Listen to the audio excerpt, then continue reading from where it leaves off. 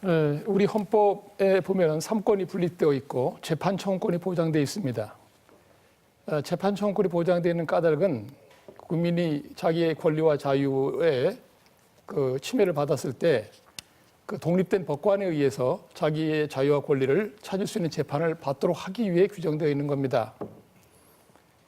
이번에 발생한 사건의 핵심은 뭐냐면 그 사법부가 스스로 외부 기관, 특히 집행부와 거래를 통해서 사법권의 독립을 침해했고 또 내부적으로도 재판 개입을 통해서 그 여러 법관들에 대한 그 재판에 대해 개입을 통해서 내부적 독립도 침해한 겁니다.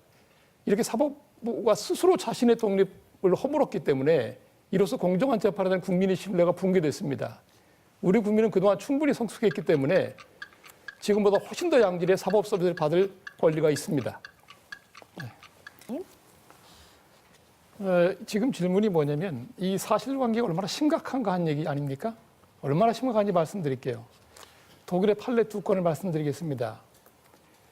1996년에 독일 연방헌법재판소 판례에 따르면 지방에 있는 그 행정법원의 법원장이 자기 법원에 근무하고 있는 단독 판사가 내린 판결문을 인수하기 전에 조금 첨삭을 했어요. 왜냐하면 자기는 벌써 30여 년간 판사를 했고 새로 임관돼서 얼마 안 된 판사들이었기 때문에 그걸 조금 수정해서 인수를 했습니다. 그랬더니 그 단독 판사가 법원장을 고소해버렸어요. 그래서 사법권의 독립을 침해한 것으로 결정이 났습니다. 우리나라도 이번에 그 의혹을 받는 사건이 있죠. 그죠? 판결 선고하기 전에 선고 요지를 법원행정처에 보내서 법원행정처에서 그 문구를 일부 수정했다. 이런 말이 나왔습니다. 저는 사실 여부를 확인할 필요는 없지만 그게 사실이라면 법원행정처에서 나온 문건에 의해서 확인되는 사실이라면 심각한 문제입니다. 또 하나는 2014년에 독일에서 어떤 판례가 있었냐면 어떤 판사가 자기가 그 교통 단속한 교통 신호 위반, 속도 위반, 차 중량 위반 이런 그 위반을 한 그런 그 교통 범죄자들을 가서 처벌해야 되는데 그 벌금을 부과하거나 교통 단속한 행정관청에서 이 속도를 측정한 거에 관련된 자료를 같이 안 보내줬어요. 그러니까 재판을 자기가 업무가 과중한데 도대체 이게 빨리빨리 안 오니까 재판을 못 하겠다. 그러니까 어떻게 나왔냐면 이런 식으로 협조를 안 해주니 재판을 못 하겠다 해서 증거불충으로 무죄선언을 해버렸습니다. 이것을 독일에서는 어떻게 봤냐면 법을 왜곡한 겁니다. 법관은 오로지 법률과 법에 따라서, 그러니까 헌법과 법률에 따라서 재판을 해야 되는데 행정관청을 압박하기 위한 수단으로 재판을 했다. 그래서 법을 왜곡했다서 1년 3개월의 징역을 받게 됐습니다. 물론 집행유예까지 같이 나오긴 했지만 이렇게 엄중한 겁니다. 사법권의 독립이라고 하는 것은 법관이 그야말로 국민을 위해서 주어진 것이지 법관을 위해 주어진 게 아니에요. 사법권의 독립은 자기 목적적인 게 아닙니다.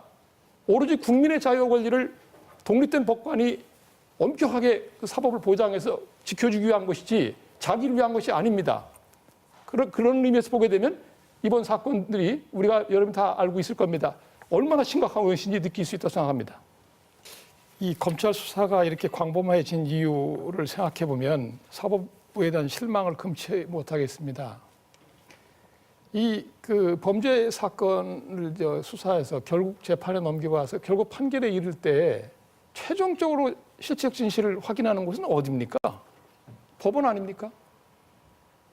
검찰이 수사를 해서 가져와도 그걸 그대로 하는 것이 아니고 다시 법원에서 심리를 해서 어떤 진실이 실체적인 것인가 아닌가, 진짜인가 아닌가 따져보는 거 아닙니까? 법원이 스스로 실체적 진실을 발견한 다음에 법률을 해석 적용해서 판결에 이르는 기관이라면 자신들의 내부에서 발생한 의혹 사건에 대해서는 내부 조사를 통해서 충분히 밝혀서 그걸 검찰에 제출해서라도 국가의 부담을 줄여주는 것이 도리인데도 불구하고 3번의 자체 진상조사에서 전혀 불만족스러운 결과를 냈어요. 결국 검찰의 수사를 자초한 겁니다. 사법부는 자꾸 불신을 키워가고 있습니다. 만약 사법부가 정상적이라면 검찰의 80여 명의 법관들이 줄줄이 소환되는 상황에서 어떻게 보면 우리 대한민국 사법부의 큰 수모 아닙니까? 그렇다면 스스로 나서서 철저하게 진상을 규명한 다음에 검찰의 모든 증거 자료로 일체를 제출해서 빨리 기소하게 해서 법원에서 또 재판부도 국민의 신뢰를 받을 수 있는 재판부를 구성해서 빨리 재판을 속행해서 결론을 내서 국민의 신뢰를 회복할 생각을 해야지. 계속해서 조사를 방해하는 거, 이건 심각한 문제가 아닙니까? 검찰의 숫자가 자꾸 많아지는 거, 힘들어지는 거, 누구 책임입니까? 그다음 또 하나는 이를 통해서 중대한 문제가 또 하나 발생하고 있습니다. 이번에 작년에 우리가 촛불혁명을 통해서 새로운 정부가 구성된 이후에 검찰개혁을 가장 중요한 국정개혁 과제로 생각했는데 지금 검찰개혁이 갈수록 뒤로 물러나고 있습니다. 이 책임은 누가 질 겁니까? 사법부가 자기들의 잘못 때문에 국민 앞에 떳떳하게 당당하게 나서지 않고 있기 때문에 자꾸 검찰개혁까지 방해하고 있는 거 아닙니까? 이 역사적 책임을 어떻게 질 겁니까? 지금 말씀하시는 걸 보면 제가 직권남용죄 판례를 다 찾아왔는데요. 판사에 대한 직권남용죄 기소는 안 합니다. 우리나라가. 이상한 일이죠. 이거 보세요. 대검찰청 차장검사 등이 내사 중단시키려는 위법한 목적으로 담당 검사에게 내사 중단을 지시한 행위. 실질상 부당한 목적으로 외형 형식상은 정당한 수단을 이용해서 했을 경우에 직권남용을 인정했습니다. 판례에서. 이 어떤 도시의 공무원인 피고인이 제3자 뇌물수수라는 위법한 목적으로 사업자에게 자신이 추천한 업체의 명함을 건네준 행위도 직권남용으로 처벌했어요. 한두 가지가 아닙니다. 이거 다 읽으려면 오늘 하루 종일 읽어야 돼요. 근데 왜 법관에게는 직권남용죄로 기소조차 못하죠? 네, 이게 이렇습니다. 일단 동의할 부분부터 말씀을 드리면 우리 헌법 101조 1항에 사법권은 법관으로 구성되는 법원에 속한다 하는 이 사법권이 뭐냐? 이 실질적 의미의 사법이죠. 여기서 말하는 사법권은 그렇지 않겠습니까? 형식적 의미의 제도적 의미의 사법이 아니고 실질적 의미의 사법, 재판 업무를 말하는 겁니다. 그러나 재판 업무 그 자체뿐만 아니라 재판 업무에 직접적 영향을 미칠 수 있는 긴밀한 사안까지는 포함하겠죠, 그죠? 그런 의미에서는 어떤 의미에서 사건 배당 같은 것은 해당될 수도 있어요. 그건 동의를 합니다. 그런데 문제는 이거죠. 지금 이제 중요한 말씀을 하신 게 몇 가지 있는데 27조 1항에 있는 것과 이제 평등권을 제일 중요한 위헌 논조를 말씀하시는데 지금 27조 1항에 헌법과 법률에 정한 법관의 재판을 받을 권리가 있습니다. 국민한테는. 여기서 말한 헌법과 법률에 정한 법관이 누구냐? 거긴 두 가지 하위 원칙이 있어요. 첫 번째는 뭐냐면 지금 말씀하신 대로 우리가 사건이 발생하기 전에 일단 어떤 법원, 어떤 재판부, 어떤 법관에 의해서 재판을 받게 될지 일반적인 기준을 먼저 정해야 됩니다. 법규로. 그건 대개 법률로 정하거나 법률에 저촉되지 않는 범위 내에서 대법원 규칙으로 정하는 거예요. 우리도 그렇게 돼 있습니다. 법원조직법하고 법원의 그 사무분담 및 사건 배당하는 예규가 있어요. 그것에서 정하는 겁니다. 그죠? 그게 첫 번째 원칙이에요. 두 번째 원칙이 있습니다. 그게 뭐냐면 이 사건 배당이라고 하는 것은요. 공정한 재판을 받을 권리를 확보하기 위한 수단입니다.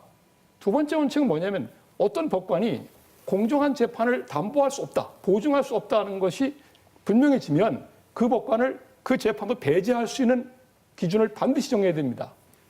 이 두 가지 원칙을 합쳐서 우리가 헌법과 법률에 정한 법관의 재판을 받을 권리라고 말하는 거예요.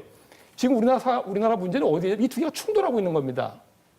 일반 추상적인 기준을 미리 정해서 그것에 입각해서 재판부를 구성해야 된다 하는 원칙과 그럼에도 불구하고 불공정한 우려가 있는 법관은 반드시 그 재판을 배제시켜야 한다. 이 두 원칙 중에 어느 것이 더 우선해야 됩니까? 도대체 헌법과 법률에 정한 법관에 의한 재판을 받을 권리를 왜 규정했습니까? 공정한 재판을 받기 위한 거예요. 이 문제가 있고 평등권 말씀을 하시는데 이건 뭐냐면 이게 특별법이기 때문에 처분법률의 성격을 갖습니다.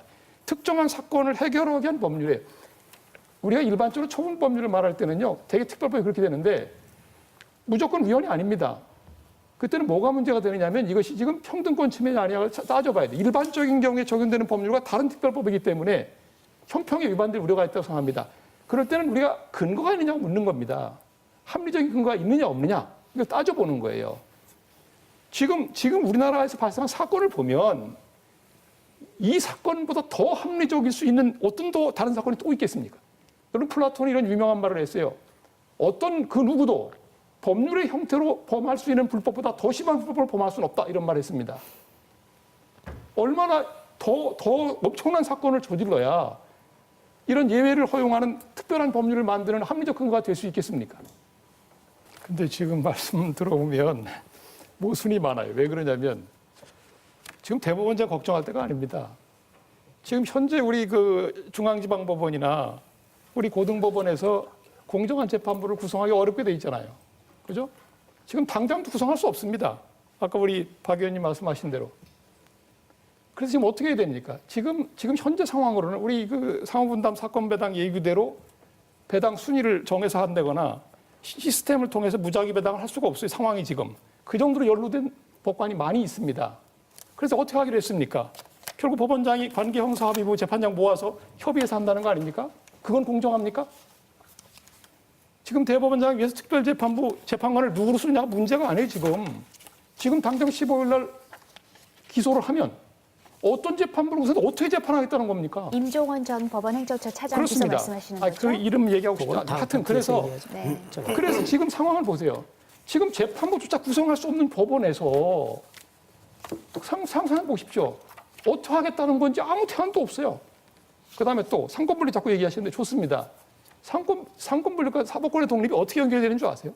원래 중세 유럽에서는 사법권 독립이 없고 권력 분립이 없을 때는 절대군주 체제 하에서는 국왕이 언제든지 재판에 개입했습니다. 그 당시는 어떤 원칙이 있었냐면 국왕은 자기가 제정한 입법에는 자기는 구속되지 않는다는 원칙이 있었어요. 그러니까 국왕이 원하기만 하면 언제든지 재판부를 교체했습니다. 또 판결도 자기가 얼마든지 바꿨어요. 왜 이렇게 재판이 형량이 낮아? 막 올렸습니다. 심지어는 재판 절차가 마음에 안 들면 그 재판을 궁정법원으로 가져와 버렸어요. 그러면 국민들이 어떻게 공정한 재판을 받을 수 있습니까? 심지어 프리드리히 왕이라는 계몽군주도 그죠? 자기가 1752년에 나서서 절대 짐은 어떠한 재판에도 간섭하지 않는 선언해 놓고서는 그보다 한 몇십 년 후에 한 40년쯤 후에는 적주로 나서가지고 개입했습니다. 유명한 사건이에요. 방앗간 뭐 아놀드 사건이 큰 사건이 있었는데 그게 사법권 독립을 끌어오는데 굉장히 중요한 계기가 됐는데 사법권 독립하고 이 권력 분리 얘기 이런 겁니다. 우리가 사법권 독립 오는데 한 200년 이상 걸렸어요. 사법권 독립을 가져오게 된 주원인은 계몽주의라든지 시민 프랑스 대혁명이라든지 국민들이 자유주의 정신을 갖게 돼서 얻게 된 겁니다. 이건 국민들이 자기들이 자유를 누리기 위해서 확보하기 위해서 오랜 투쟁을 통해서 획득한 국민들의 중요한 가치예요. 그렇게 해서 얻은 겁니다. 그래서 지금 입법권, 집행권, 사법권 딱 나눠놓고 과거처럼 국왕이 간섭하는 식으로 집행부가 간섭하지 못하게 막는 거. 사법권 독립의 핵심 중의 핵심이 집행부의 간섭으로부터 독립하는 겁니다. 그다음에 이제 국회에서 간섭하는 거 걱정하시는데 국회에서 사법부의 재판원에 간섭하면 안 됩니다. 안 되는데 어떤 경우에 그게 해당되는 거냐면 이렇게 볼 수 있습니다. 재판을 담당하는 재판부거나 그 재판부를 구성하는 그 단독 법관이면 개별 법관의 재판 업무에 영향을 미치면 안 됩니다. 지금 이런 말씀도 하세요. 이게 헌법적 근거 없지 않냐 그러는데 지금 헌법적 근거는 이겁니다. 우리 헌법을 보면요. 지금 말씀하신 대로 그죠? 101조 3항에 법관의 자격은 법률로 정합니다. 국회 입법사항이에요. 그 다음에 또 뭐 어떻게 돼 있습니까? 대법원과 각급 법원의 조직은 법률로 정합니다. 국회 입법사항이에요. 사건 배당은 뭔지 아세요? 우리 헌법 108조에 있습니다. 대법원은 사건 배당에 관한 규칙을 정할 때는 법률에 저촉되지 않는 범위에서만 할 수 있습니다. 그건 대법원의 규칙이기 때문에 그래요. 그럼 지금 어떤 상황입니까? 헌법 제27조에 따르면 불공정한 재판을 할 우려가 있는 법관은 배제돼야 한다는 원칙이 여기 들어있어요. 그것에 입각해서 사건 배당도 거기에 맞게 돼야 되는 현재 사건 배당 계획은 그게 안 돼 있습니다. 네. 국회가 법률로 여기에 개입하는 것은 어쩌면 우리 국민의 대표이거나 당연한 겁니다. 것 같습니다. 네. 아니 잠깐만요. 지금 우리 지성호 교수님께서 굉장히 그 위험한 말씀하셨는데 어떤 후보 추천위원도 해당 그 대상이 되는 법관의 재판에는 관여하면 안 됩니다. 재판을 그건 어떻게 하느냐는 중요한 게 아니에요. 다시 말하면 지금 의혹이 된 이 사건에 연루가 되느냐 안 되느냐. 그래 이 사건에 불공정한 재판을 우려가 있느냐 없느냐만 따지는 것이지. 그러니까 그런데 지난 세월 동안 어떤 식으로 재판하는지 하도 문제가 안 되는 겁니다. 교수님께서 후보자 추천위원회를 구성하는데 후보자 추천위원들을 추천하는 거죠. 그 세 개의 카테고리를 정했는데 변호사협회하고 이제 법관회의하고 마지막으로 시민대표를 얘기한 건데 학식과 덕망이는 시민대표. 근데 지금 시민대표의 판단에 대해서 의문을 제기하는 것을 제가 굉장히 좀 놀라는데 우리가 마그나카르타 39조에 보면 어떻게 되어 있습니까? 모든 국민은 자기의 동료, 그죠? 자기와 같은 신분이 있는 사람이 재판에 의하지 않으면 어떠한 인신의 자유에 박탈도 받지 아니한다. 이 마그나카르타 39조는 우리 인신 보장, 이 자유 보장에서 아주 아주 우리가 신성한 거로까지 부르고 있습니다. 우리가 아까 처음 시작할 때 뭐라고 말했습니까? 주권은 국민에게 있고 모든 권력은 국민에서 나온다. 사법 권력은요, 국민의 것이고 국민이 사법부에 양도한 적 없습니다. 지금 독일 판례는 독일의 판결문은 항상 국민의 이름으로 시작됩니다. 국민의 이름으로 아래와같이 판결한다. 우리 사법부도 여전히 국민에서 신탁받은 권력을 행사하는 것뿐이에요. 그게 답니다. 그러니까 왜 시민대표가 이 후보자 추천위원회로 들어갈 수 없습니까? 아니, 그런데 네. 왜 새로운 법안이 발의됐겠어요? 아니, 정상적인 상황에 일반적인 규정에 할 수 있으면 뭐하러 발의했겠습니까? 우리 박 의원께서 굉장히 바쁘신 분이고 열심히 의정 활동하시는 분인데 뭐하러 이걸 만들었겠어요? 이미 그 단계를 넘었습니다. 아까 처음에 얼마나 심각한지 말씀하셨잖아요. 그죠? 우리 같이? 심각합니다. 그리고 지금 우리 주 의원님 말씀하신 대로 현재 배당 그 예규대로 하게 될 경우에 그거 무작위 배당 못 하지 않습니까? 지금 상황에서? 그러면 결국 법원장하고 형사합의 재판부 재판장들이 모여가지고 협의해서 특별재판부를 만든다는 얘기인데 그걸 국민이 믿겠습니까? 그 말씀 맞는 뭐 그렇게 볼 수도 있는데요. 오늘 대법원 의견서를 제가 보니까 이런 말이 써 있어요. 특별재판부 판사로 임명하려면 사실상 판사 본인의 동의가 전제되어야 하는데 많은 판사들은 특별재판부 판사 임명에 동의할 가능성이 높지 않으므로 특별재판부 판사 임명 절차가 원활하게 진행되지 못할 수 있음. 이게 대법원 의견입니다. 그러니까 우리가 대법원의 의견에 뜻입니까? 기속될 게 아니라 아니, 그 뜻이 아니라 이게 무슨 뜻이겠습니까? 이 사건 제가 먼저 말씀드릴게요. 네. 여기 아까 나온 말 한마디만 짚고 넘어가겠습니다. 13개가 있는데 3개를 더 증설했다. 그 3개 안에서 그러면 무작위 배당하겠다. 13개 분은 어떻게 됩니까? 그럼 이 사건에 연루되어 있다는 걸 간접적으로 인정하는 게 되죠. 무죄 추정 원칙은 어떻게 됩니까? 그걸 받아들일 겁니까? 13개 부의 재판장은? 그걸 묻고 싶고. 두 번째, 문제 핵심을 잘 못 짚고 있어요. 지금 법원 내 법관들이 거의 자기들끼리 제 식구 감싸기를 하고 있기 때문에 국민들의 불신이 지금 폭대해 있는 겁니다. 상황이 지금. 그러니까 국민들의 불신을 없애기 위한 노력을 기울여야 되는데 네. 그쪽을 노력을 하지 않는 게 문제라는 거예요. 그다음에 또 교수님. 지금 말씀하신 네, 거. 앞선 문제에 대해서는 거기까지 사례 하고요. 네. 이게 한 사례도 반복된다 말씀하시는데 이렇게 볼 수 있습니다. 그게 가장 큰 문제일 수도 있어요. 그냥 형식적으로 보면 그렇습니다. 그런데 이번에 확실하게 사법권의 독립을 찾아주지 않으면 이건 법원에서 자발적으로 잘 못하고 있기 때문에 국민이 사법권의 독립을 회복해야 됩니다. 그래야 우리 국민이 공정한 재판을 받을 수 있게 되기 때문에 그럼 지금 회복하는 조치를 안 하면 언젠간 또 해야 됩니다. 자, 이걸 지금 사법권 독립을 확실히 회복해주면 이런 일이 또 발생하겠습니까? 발생할 리가 없죠. 만약 또 발생하면 다시 사법권 독립을 회복하기 위한 노력을 또 해야 되는 겁니다. 마땅한 거예요. 그죠? 지금 우리는 이런 오해를 하고 있는 겁니다. 민주주의와 법치주의가 확립돼 있는데 사법권이 이런 식으로 몇 번이고 반복하고 할 겁니까? 그럼 정권이 바뀌면 집행부가 사법부에 개입하면 그때마다 사법부는 이렇게 농단을 할 겁니까? 불가능하죠. 법원의 독립은요. 한 사람 한 사람의 개별 법관의 독립을 말합니다. 법관과 법관 상호에도 독립성이 있어야 돼요. 철저하게 독립돼야 됩니다. 이번에 제가 한두 국제학술회 하면서 독일의 판사들하고 얘기를 해봤어요. 이해를 못합니다. 독일에서는 판사가 어떤 사건에 연루돼서 법정에 서면 아무 생각 없이 그냥 재판하는 거예요. 왜 그렇게 하죠? 왜냐하면 그 사람들은 그렇게 재판해도 어떤 불이익도 걱정하지 않기 때문에 그렇습니다. 근데 우리는 왜 이게 안 되죠? 이 정도만 말씀드리겠습니다. 저도 지금 올 탄핵 소추가 된다 하더라도 형사재판이 같이 기울어져 있으면 형사재판을 먼저 진행하게 돼 있어요. 그래서 사실은 이 탄핵 소추 꼭 된다 하더라도 결론까지 이르기는 어려울 것 같이 보이고요. 그래서 탄핵 문제에 관해서는 조금 시기가 상조일 수 있습니다. 그런데 사실 지금까지 밝혀진 의혹을 보면 미국에서는 탄핵 사건이 19건 정도 이제 됐는데 8건은 이제 된 겁니다. 탄핵 완전히 되는 건데 주로 법관들이 많습니다. 여러분들은 대통령 사건만 알지만. 근데 법관들이 범하는 게 뭐냐면요. 술 먹고 법대에 앉았다거나, 그죠? 성희롱한 사람도 있었고, 그 다음에 게으름을 핀 사람도 있었고, 다종다양한 법관들이 탄핵을 당했어요, 실제로. 근데 그 사람들이 저지른 그 비행에 비추어 보면 만약에 지금 우리한테 제출되어 있는 그 사실들이 다 정말 사실이라면, 의혹이 사실이라면 탄핵되고도 남을 사유들이죠, 사실은. 그렇지 않겠습니까? 그러니까 탄핵은 언제 차후로 논의되면은 그때 가서 해볼 수 있는 문제 같고 현재 단계에서는 조금 기다려볼 필요는 있다고 생각이 됩니다. 지금 이게 독일 형법 339조 얘기를 하는 거예요. 네. 지금 법외국죄는. 이 법외국죄는 사실은 그 실제 집행이 많이 안 됩니다. 굉장히 어렵습니다. 처벌하기가. 그리고 여기 요건들이 있는데 특히 주관적 구성 요건이 어렵습니다. 고의나 아주 그 미필적 고의는 있어야 돼요. 근데 어렵긴 합니다. 그러나 이것이 있는 것과 없는 건 큰 차이가 있어요. 법관들이 대부분 이것이 발동되지 않기 때문에 이것 때문에 위축되는 일은 별로 없습니다. 이걸 두려워한다는 건 법관 자격도 없는 겁니다. 자기가 법률을 왜곡해서 법외국죄로 처벌받을 걸 두려워하고 있는 법관이 무슨 법관이라 할 수 있겠습니까?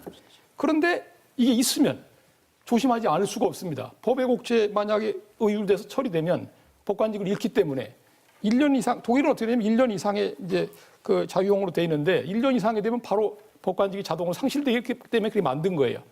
그래서 이 조항을 도입해 놓으면 상당한 경고적 효과는 볼 수 있다 이렇게 생각이 됩니다. 네. 저는 한국외대 독일어과 2학년 손민필 학생입니다. 김선택 교수님께 질문드리고 싶은데 먼저 독일 법률과 비교해 주셔서 정말 얘기 잘 들었습니다. 제가 말씀드릴 부분은 배심원 보호 문제와 재판 공정성 문제입니다. 국민 참여 재판과 관련된 부분인데요. 그 1심에서 국민 참여 재판은 배심원 신상이 충분히 공개되는 사항이고 사법부 주요 인사들이 연루되어 있고 또 정치권이 주목하는 만큼 배심원 본인이나 가족에 대한 특정 세력 혹은 집단에 압력이 생길 수 있고 또 이 경우 본인 인권은 물론 여론몰이로 인한 재판의 공정성까지 침해가 가능하다고 생각합니다. 이를 보완할 법적 절차나 제도적 장치가 있는지 여쭤보고 싶습니다. 거기까지 걱정하는군요. 정말 심각한 상황이 아닐 수 없습니다.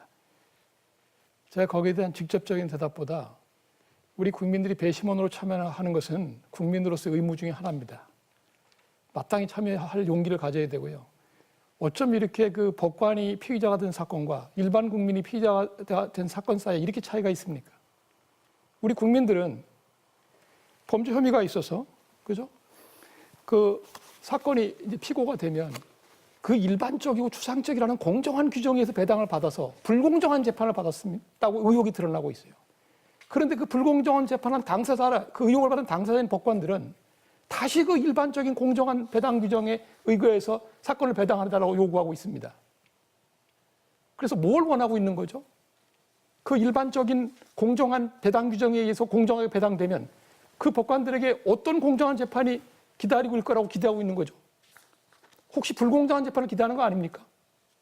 지금 일반 국민들은 배심원으로 참여하는 것조차도 겁이 나는데 어떻게 법관들은 국민들에게 불공정한 재판을 선사한 그 일반적인 공정한 규정을 통해서 자기들 사건을 배당해달라고 요구할 수 있습니까? 이번 특별법 통과 여부가 중요한 거 아닙니다. 저도 별로 큰 기대도 하지도 않아요. 아마 통과 안 될 확률이 훨씬 높을 겁니다. 그런데 우리 국민들이 분명히 알아야 될 게 있습니다. 만약 2016년에서 17년 사이에 촛불혁명이 없었다면 지금 이 사건이 불거졌겠습니까? 지금 우리 국민은 누구의 재판을 받고 있겠습니까? 어떤 재판을 받고 있겠습니까? 저는 이렇게 생각합니다. 사법권의 독립은 처음에 제가 모두도 말씀드린 것처럼 법관의 신분을 가진 자들을 위한 신분 특권이 아니에요. 자기 목적적인 것도 아닙니다. 절대적 가치도 아닌 겁니다. 그건 오로지 독립된 법관을 통한 공정한 재판을 통해서 우리 국민들이 자기의 자유와 권리를 지킬 수 있기 위한 수단에 불과한 거예요. 제가 마지막 부탁드리고 싶은 것은 너무 오랜 세월 동안 잘못된 역사 속에서 너무 두껍게 외투를 뒤집어 쓰고 있습니다, 법원이. 이 외투를 좀 벗고 나와서 좀 진실한 눈으로 헌법과 법률, 양심에 입각해서 지금 드러난 사실을 있는 그대로 좀 봐주기 바랍니다. 그리고 그렇게 볼 수 있는 젊은 법관들이 이 사법부를 바로잡기 위해서 자기들의 몫을, 역할을 해주기를 부탁드립니다.